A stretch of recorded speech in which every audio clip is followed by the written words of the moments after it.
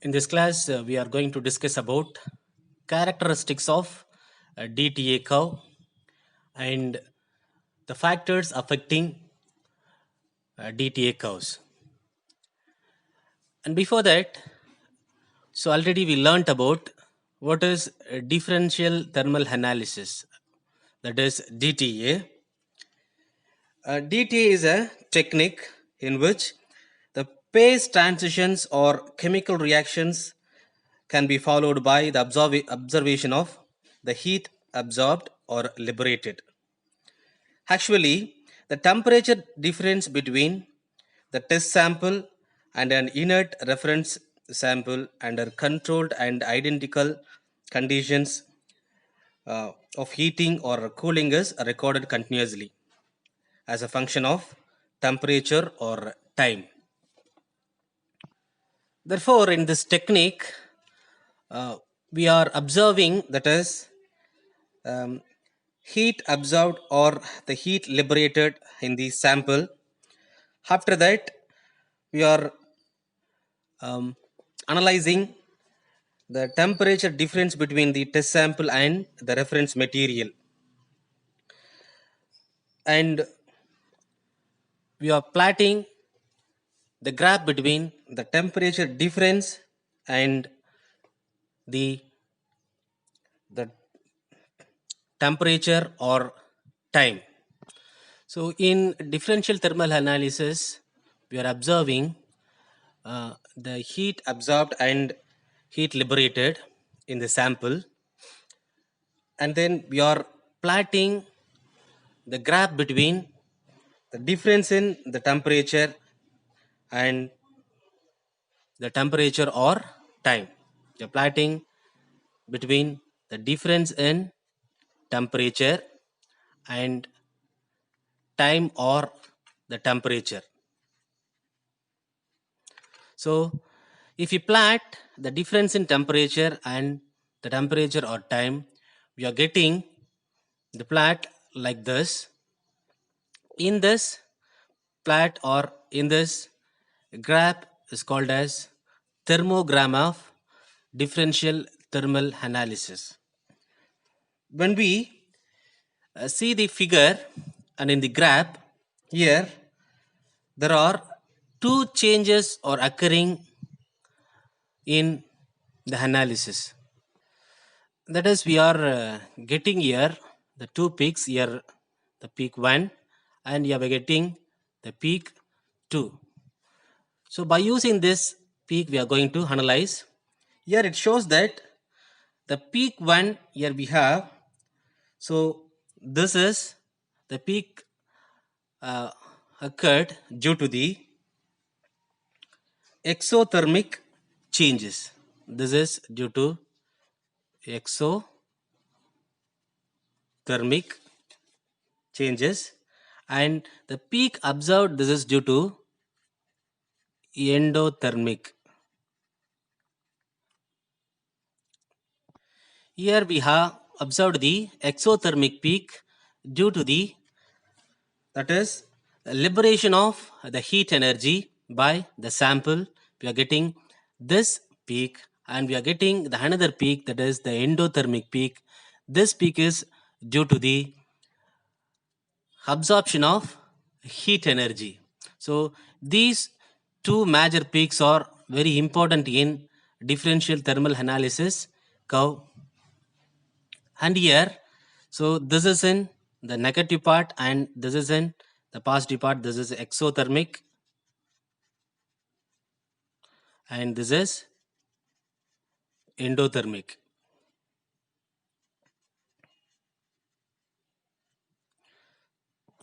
Therefore, if we plot the temperature difference between the test sample and the inert sample with the function of the temperature or time, we get the peak we are getting is exothermic and endothermic peak. So we know what is exothermic. This is during the reaction there is liberation of heat energy, then the reaction is called exothermic reaction. If the reaction occurs by the absorption of the heat energy, then the reaction is called endothermic reaction. Here, these peaks gives the information about the nature of the test sample what we have taken. So that is, here we have the two peaks in the thermogram of differential thermal analysis, and here the one peak, the shape and size of the peaks of the exothermic and endothermic here has. Here, the sharp endothermic peaks significantly changes in crystallinity of the fusion process. That is, the endothermic peak shows that the crystallinity changes due to the fusion process. And if it is the broad endothermic peak occurred, that broad endothermic peak indicate that the dehydration reaction and the physical changes give the endothermic curves. So that is sharp endothermic peak in the thermogram of DTA shows that is changes in crystallinity of the fusion process, changes in crystallinity in that is the fusion process. If you are getting the broad endothermic peak, so that shows that indicates a dehydration reaction, that is dehydration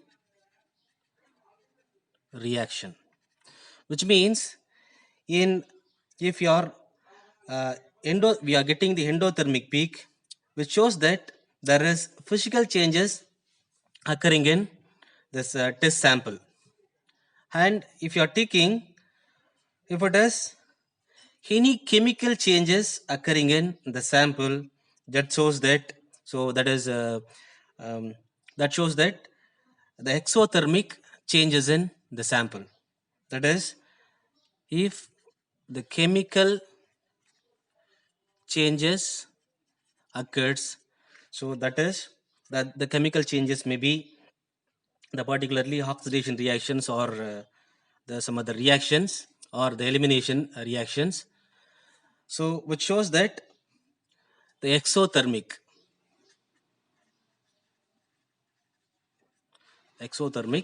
peak. And if you are getting these type of changes, this shows that endothermic process is occurred in the test sample. So therefore we know what is a thermogram of DTA curve. In DTA curve, we are getting the information about the test sample, whether it undergoes exothermic and endothermic, and how the sample is um, uh, eliminated, and it is how the sample is dissociated will be getting by using this thermogram of uh, the sample. Here, if the sharp endothermic peak we are getting means, then it shows that the crystallinity change in the sample. And if you are getting the broad peak of the endothermic peak, that shows that the dehydration process is occurred in the sample.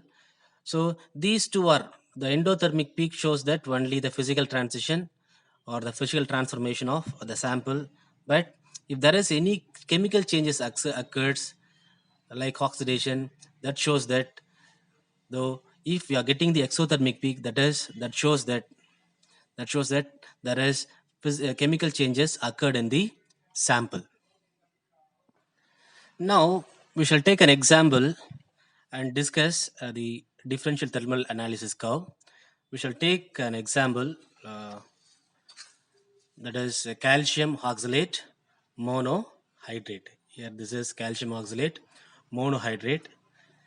If we analyze this calcium oxalate monohydrate using differential thermal analysis, so it gives uh, two types of two different peaks in the different environment. Here it is giving the peak between when you plot difference in temperature and the temperature, we are getting like this. It gives the peak like this. The peak one is we are getting like this. And then if you are using in another environment, that is in the carbon dioxide, we are getting the peak as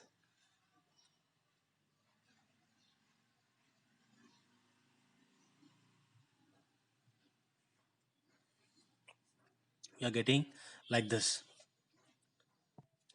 Here this peak shows that in the environment, if you are measuring the test sample in the condition, that is in air, we are getting this peak. If you are measuring in carbon dioxide environment, we are getting that this type of peaks. Here we are plotting um, the graph between the difference in temperature of the test sample and the reference material and the temperature. Temperature may be from 100, 200 and 500. It goes on. So it goes on.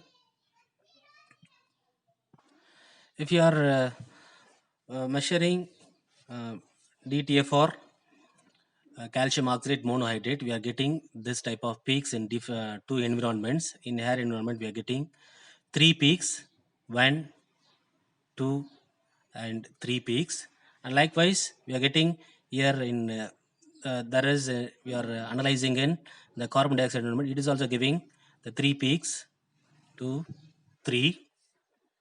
But here in if you are analyzing in air environment, that is calcium oxalate monohydrate in air environment, it gives two exothermic, two endothermic peak. This is one endothermic peak, and here one endothermic peak, and here it gives one exothermic peak.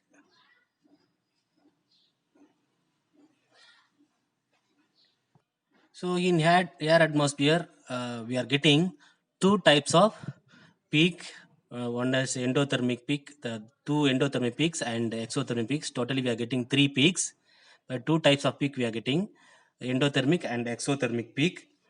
Here, the first endothermic peak indicates this peak indicates that the elimination of water molecule. Here it indicates the elimination of water molecule in the calcium oxalate monohydrate. And then here the second endothermic peak, here it corresponds to here the elimination of this is sorry. So here it is not the elimination of water molecule. Here if you see that the exothermic peak here that is, so yes, it is the elimination of water molecule. And if you go into the in exothermic peak, it corresponds to the elimination of what here. Um, and if you go into the second peak, that is exothermic peak, this here if it corresponds to this exothermic peak is corresponds to the endothermic peak in the CO2 atmosphere. So it is corresponds to this peak, and here the CO is eliminated and the CO is oxidized to carbon dioxide, which the reaction is exothermic. Here um, the here so that is here the elimination of CO is taking place. That is here after uh, the elimination of CO, this CO is oxidized into CO2. So which reaction is exothermic. Therefore, it gives exothermic peak. And here we have the second endothermic peak in the air atmosphere. That shows that it is corresponds to the elimination of CO2 molecule in the calcium hydroxide monohydrate. Here in the calcium hydrate monohydrate molecule, calcium oxalate, sorry, calcium oxalate monohydrate. Here in this, the elimination of uh, water molecule is taking place, and after that the elimination of carbon monoxide in this peak, and in the endothermic peak, another endothermic peak gives the elimination of CO2 molecule. But if in the case, if you are uh, illustrating the in CO atmosphere, if you are observing this is in the carbon dioxide atmosphere, it gives only endothermic peaks. All are endothermic peaks. There are three endothermic peaks we are getting when we are analyzing in uh, carbon dioxide environment. So here these corresponds to the successive elimination of water molecule as well as carbon monoxide and carbon dioxide. Here the elimination of water molecule and carbon monoxide and carbon dioxide. So these are all they eliminated in calcium oxalate monohydrate. So here the elimination process of water molecule CO and CO2 needs the energy to break the bonds, so that uh, it undergoes endothermic process. So therefore, we know uh, we have illustrated the um, DTA curve of calcium oxalate monohydrate here. In this, if you are conducting in the two environment, it gives the different types of peaks. Here it is in the air environment and it is in the carbon dioxide environment.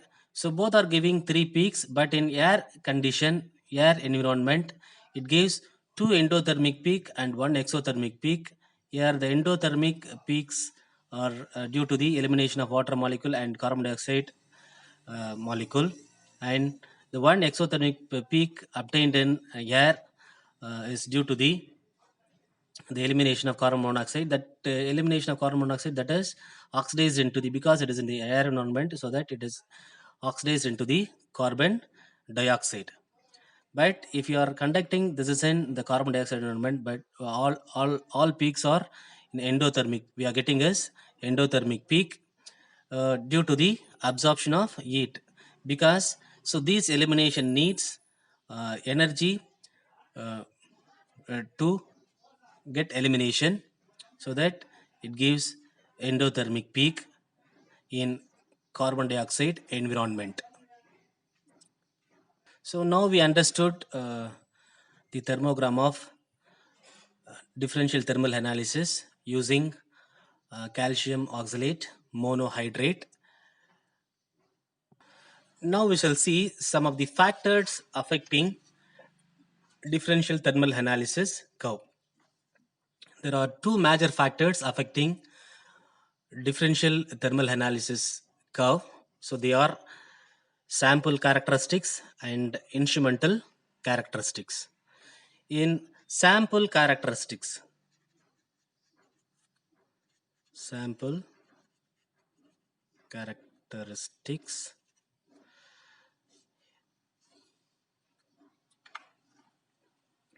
here um, the sample should be in the particle size of the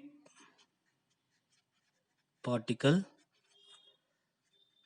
size of the sample will affect the DTA curves, and thermal conductivity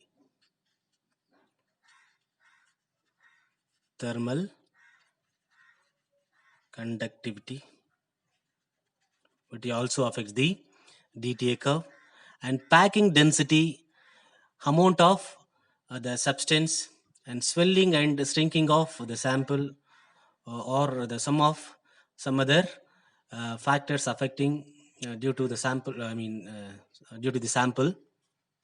So the another one is heat capacity.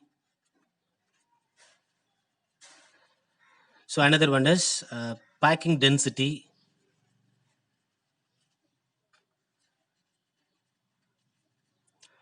and the amount of the sample also affect the DTA curves, and shrinking or the swelling of the sample,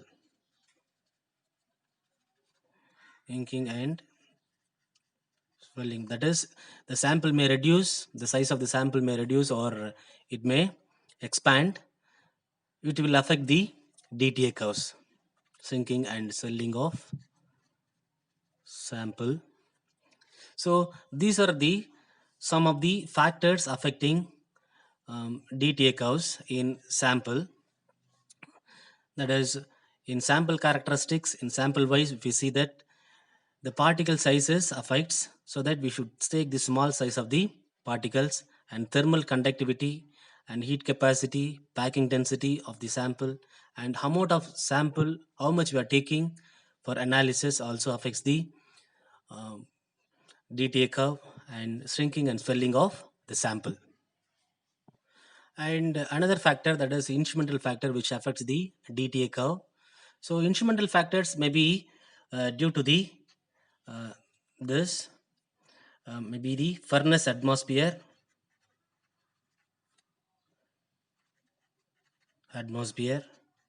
or maybe the size and the shape of the furnace,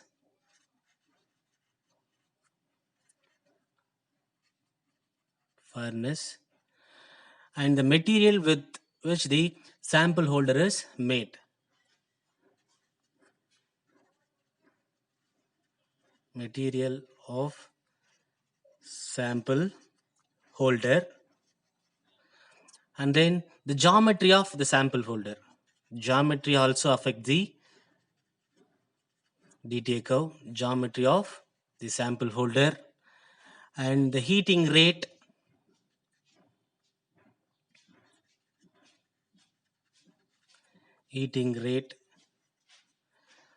and that is heating rate of the recording device is also affects the DTA curve, and the speed and response of the recording device, speed and response of a recording device also affects the DTA curve.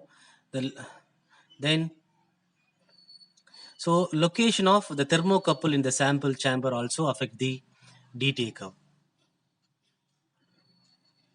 Location of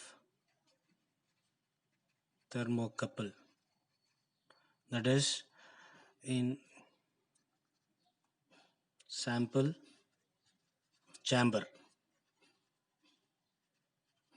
So, so these are all the sum of the factors, that is instrumental factors, affects the DTA curve, that is furnace atmosphere, size and shape of the furnace also affects the DTA curve, and material, what material we are using in the sample holder is made up. I mean, what material the sample holder is made up of also affects the DTA curve, and the geometry of the sample holder will also affect the DTA curve, and then heating rate of the recording device and the speed and response of the recording device also affects the DTA curves.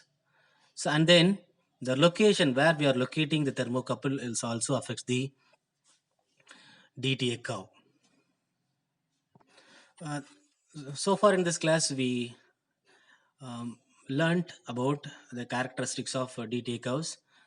So we know how we are plotting um, the DTA curve, that is thermogram of DTA, that is between the difference in temperature of the sample and the reference material and the temperature. So if we plot these two things, we are getting um, two types of peaks in the thermogram, that is exothermic and endothermic peaks. So exothermic peak is due to the chemical reaction or due to the absorption of heat, and the endothermic peak is due to the sorry, the exothermic peak is due to the evaluation of heat, and endothermic peak is obtained due to the absorption of heat. And here we learned that is if you are getting the sharp endothermic peak, that is due to the change in crystallinity of the sample, and broad endothermic peak is due to the dehydration reactions. And if it is the exothermic peak is due to the chemical changes in the sample. And then we saw that this DTA curve with an example, that is differential thermal analysis curve for calcium oxalate monohydrate. So if you are conducting this differential thermal analysis of calcium oxalate monohydrate in different environment, that is air and carbon dioxide environment, it gives three peaks. Air environment as well as CO2 gives three peaks, but in air, if you are conducting air environment, it gives two endothermic peaks and one exothermic peak. And two endothermic peaks are due to the elimination of water molecule and carbon dioxide molecule respectively. And the another one endothermic peak is exothermic peak is due to the elimination of carbon monoxide. But in if you are the same calcium oxalate monohydroxide analysis is conducted in the carbon dioxide environment, it is also giving three peaks. So these three peaks are due to the elimination of water, carbon monoxide, carbon dioxide.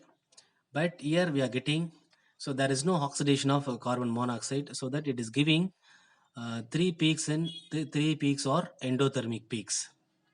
And in this class we have discussed about the some of the characteristics affecting DTA curves. So the major characteristics are sample characteristics, instrumental factors. So sample characteristics are given here. So the sample size of the particle size of the sample, the thermal conductivity of the sample, heat capacity, so and so on. So these are all affecting the DTA curves. And then the instrumental factors also affect the DTA curve. They are the furnace atmosphere, size and shape of furnace atmosphere, and material of the sample holder, and geometry of the sample holder, and heating rate of the recording device, and speed and response of the recording device, and location of the thermocouple. So these are also affecting the uh, curve of DTA. Thank you.